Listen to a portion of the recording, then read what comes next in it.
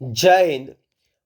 Only for exam ચેનલમાં તમારા દરેક મિત્રોનું હાર્દિક સ્વાગત છે. તો આજે આપણે વિડીયોમાં જોવાના છીએ કે 50 મહત્વપૂર્ણ જનરલ નોલેજના પ્રશ્નો ભાગ નંબર 29. તો મિત્રો, મેં એક પીડીએફ ફાઇલ બનાવી છે જેમાં 1500 પ્રશ્નો સમાવેશ થાય છે. તો એની અંદરથી હું દરરોજ મિત્રો હું તમારી સમક્ષ 50 પ્રશ્નો મૂકવાનો પ્રયત્ન કરું છું. તો આજે આ વિડીયોમાં ભાગ નંબર 29 છે. તો એમાં 50 પ્રશ્નો છે કે જે ગુજરાત સરકારની આવનારી સ્પર્ધાત્મક પરીક્ષામાં તમને ખૂબ જ ઉપયોગી નીવડશે, કે જેમાં ગુજરાતી સાહિત્યના પ્રશ્નો, વિજ્ઞાન ટેકનોલોજીના પ્રશ્નો, સામાન્ય વિજ્ઞાનના પ્રશ્નો, એ બધા પ્રશ્નો તમને મળી રહેશે. તો વિડીયો પૂરેપૂરો જોજો. તો આજના વિડીયોમાં 50 મહત્વપૂર્ણ જનરલ નોલેજના પ્રશ્નો ભાગ નંબર 29. પ્રશ્ન 1 તમારી સમક્ષ છે કે દત્તાત્રેય બાલકૃષ્ણને સૌ કયા નામે ઓળખે છે? તો મિત્રો, એ ઓળખે છે કાકા સાહેબ કાલેલકર. કયું આવશે? કાકા સાહેબ કાલેલકરના નામથી ઓળખવામાં આવે છે. પ્રશ્ન આગળ, અર્વાચીન ગુજરાતી ભાષાનું પ્રથમ દેશભક્તિ કાવ્ય કોણે લખ્યું છે?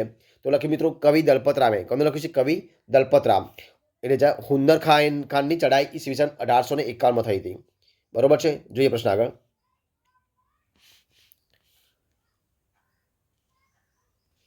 કાવ્યના કયા પ્રકાર માટે દયારામ જાણીતા છે મિત્રો?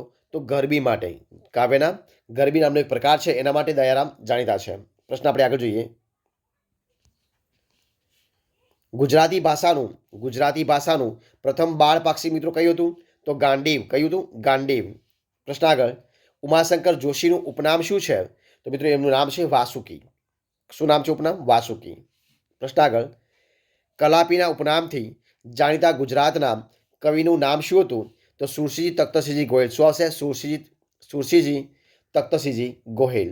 પ્રશ્ન આપણે આગળ જોઈએ કે ધૂમકેતુ કયો છે? પ્રશ્ન, ધૂમકેતુ તખલ્લુસથી જાણીતા થયેલા સાહિત્યકારનું નામ શું છે?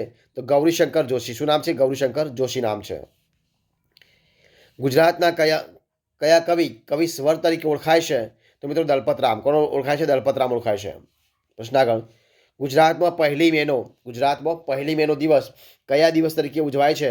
તો ગુજરાત સ્થાપના દિન. કયો આવશે? ગુજરાત સ્થાપના દિન. ટેસ્ટ ક્રિકેટમાં હેડ્રિક લેનાર એકમાત્ર ભારતીય ઝડપી ગોલંદાજ કોણ છે મિત્રો? તો ઇરફાન પઠાણ. કોણ છે? ઇરફાન પઠાણ. પ્રશ્ન આગળ જોઈએ આપણે. તો કયો છે પ્રશ્ન? તો કે ચેસમાં ગુજરાતને આંતરરાષ્ટ્રીય સ્તરે નામના અપાવનાર ખેલાડીનું નામ શું છે? તો તેજસ બાકરે. શું નામ છે? તેજસ બાકરે. વડોદરાના કયા બંધુએ ભારતીય ક્રિકેટ ટીમમાં સ્થાન જમાવ્યું છે મિત્રો?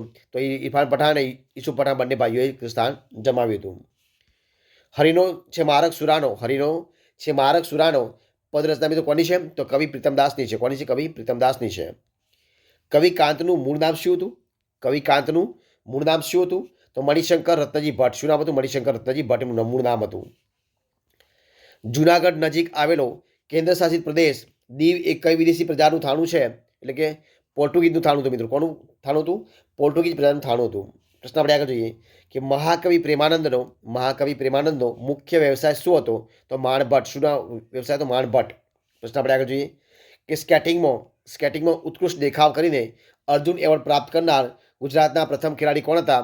તો નમન પારેખ મિત્રો. કોણ હતા? નમન પારેખ. પ્રશ્ન આપણે આગળ જોઈએ, ભક્ત કવયિત્રી મીરો કઈ સાલમાં ગુજરાતની દ્વારકા નગરીમાં આવીને વસ્યો હતો? તો ઈસવીસન 1537. કયા વર્ષ હતો? ઈસવીસન 1537માં. પ્રથમ ગુજરાતી શાળા ક્યો અને ક્યારે શરૂ થઈ હતી? તો સુરતમાં ઈસવીસન 1836માં. ક્યારે? સુરતમાં ઈસવીસન 1836માં. જ્યાં સુધી ગુજરાતી ભાષાને ગૌરવ નહીં મળે ત્યાં સુધી હું પાઘડી નહીં પહેરું, આવી પ્રતિજ્ઞા કોણે લીધી હતી? તો મહાકવિ પ્રેમાનંદે. કોને? મહાકવિ પ્રેમાનંદે.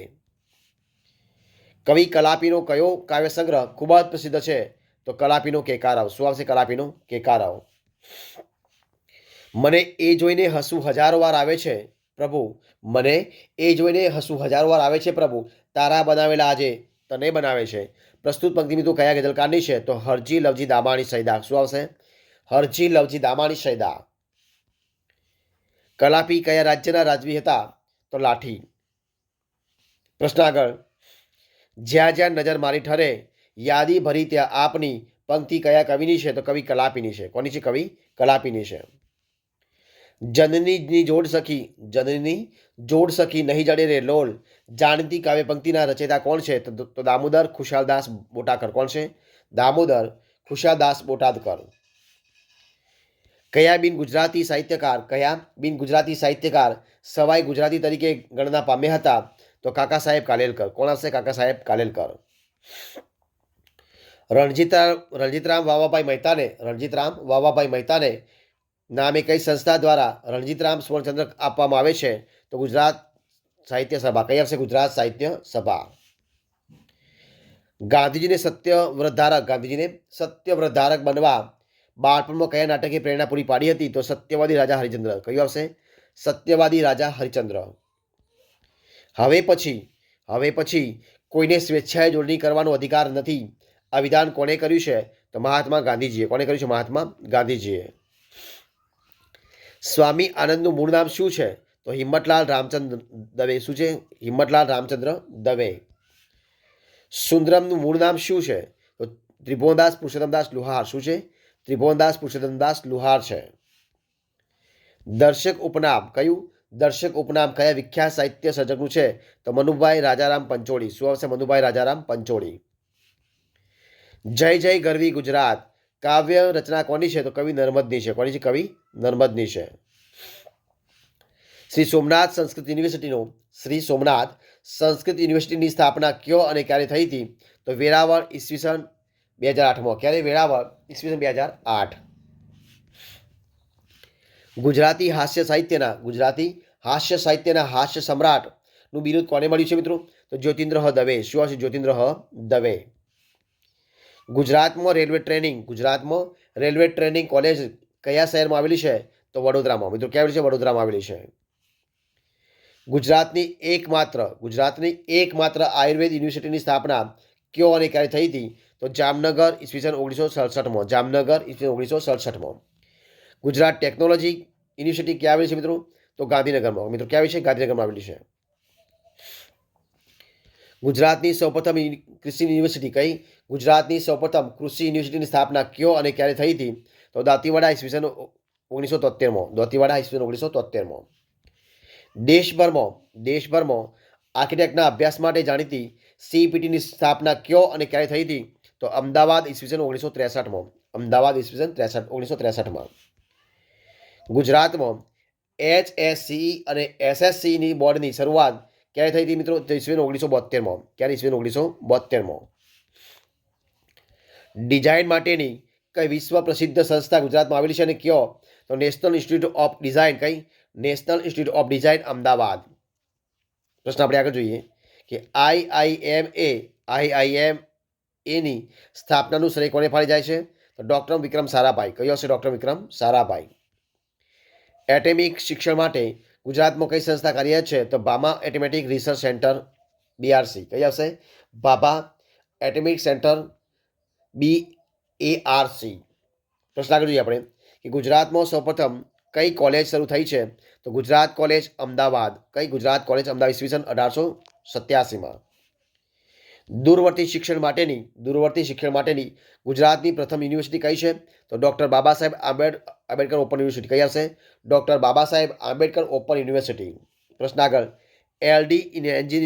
LD એન્જિનિયરિંગ કોલેજનું આખું નામ શું છે? તો Lalbhai Dalpatbhai college of engineering. કઈ આવશે? Lalbhai Dalpatbhai college of engineering.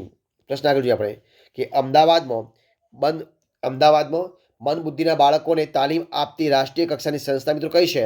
તો એ છે BM institute of mental health. કઈ છે? BM institute of mental health. પ્રશ્ન આપણે આગળ જોઈએ કે ગુજરાતી સાહિત્ય ક્ષેત્રે નોંધપાત્ર પ્રદાન બદલ કયું સુવર્ણચંદ્રક એનાયત કરવામાં આવે છે? તો રણજીતરામ સુવર્ણચંદ્રક. કયો આવશે? રણજીતરામ સુવર્ણચંદ્રક. પ્રશ્ન આપણે આગળ જોઈએ કે ગુજરાતનું કયું શહેર પૂર્વના દેશોના ગુજરાતનું કયું શહેર છે કે જે પૂર્વના દેશોનું માન્ચેસ્ટર તરીકે ઓળખાતું? તો બધું જવાબ આવશે અમદાવાદ. કયું આવશે? અમદાવાદ. તો આપણે અહીંયા આ 50 પ્રશ્નો જે વિડીયો છે એ સંપૂર્ણપણે આપણે એને પૂરો અહીંયા કરીએ છીએ. જો તમને મારો વિડીયો ગમ્યો હોય તો એને લાઇક કરો, કોમેન્ટ કરો, તમારા મિત્રો વિડીયો શેર કરો અને છેલ્લે ચેનલમાં નવા હોય ચેનલ સબસ્ક્રાઈબ ન કરી હોય તો only for exam channel subscribe કરવા માટે વિનંતી છે. મિત્રો મારા વિડીયોને પહેલાંથી અંત સુધી જોવા માટે તમારા દરેક મિત્રોનો હું દિલથી ખૂબ ખૂબ આભાર માનું છું. ફરી મળીશું એક નવા વિડીયો સાથે, નવા ટોપિક સાથે. ત્યાં સુધી બની રહો. જય હિન્દ, જય ભારત, બેસ્ટ ઓફ લક.